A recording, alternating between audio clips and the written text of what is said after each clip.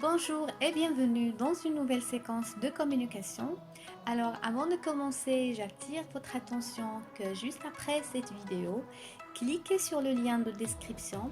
Vous y trouverez un quiz sur cette leçon, c'est-à-dire un questionnaire rapide qui vous permettra de tester vos connaissances. Et la communication d'aujourd'hui, c'est reprocher à quelqu'un quelque chose ou faire un reproche à quelqu'un. Mais d'abord, qu'est-ce que ça veut dire reprocher? Alors, reprocher, c'est dire une remarque négative à quelqu'un directement, c'est-à-dire en sa présence, suite à un fait ou une action qu'il a déjà faite. Alors, quand tu reproches, tu exprimes un mécontentement suite à une action qui n'était pas convenable à ton opinion. Alors, les moyens pour reprocher sont nombreux.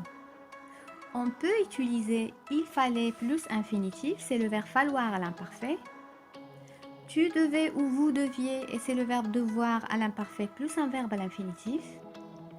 Tu as eu tort de, ou bien vous avez eu tort de, plus un verbe à l'infinitif. Et je rappelle, tu as eu tort de, c'est le contraire de tu as eu raison.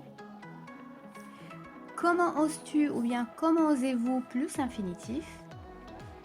Ou bien l'expression tu n'aurais pas dû plus infinitif. Je rappelle aurait, c'est le verbe avoir au conditionnel présent. Et bien sûr, je peux dire tu n'aurais pas dû ou bien vous n'auriez pas dû plus un verbe à l'infinitif. Ça dépend de la personne à laquelle je parle. Alors, pour bien comprendre, vous avez devant vous deux situations différentes. La première situation, une maman reproche à son enfant l'état désorganisé de la chambre.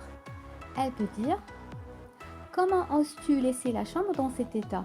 Il fallait la ranger. » Alors vous remarquez que la maman a utilisé dans le même reproche deux moyens différents, ce qui est très correct et très possible. La deuxième situation. Vous allez remarquer que cette situation elle est beaucoup plus formelle que la première.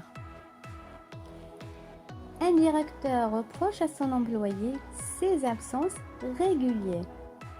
Alors, il peut dire « Vous aviez eu tort de vous absenter régulièrement sans aucune raison. » Ou bien « Vous n'auriez pas dû vous absenter sans aucune raison. » Alors, la situation elle est un peu formelle, c'est la raison pour laquelle on a utilisé « vous ». Voilà, j'espère que c'est facile maintenant de reprocher quelque chose quand vous n'êtes pas content. Il suffit d'utiliser ces moyens convenablement.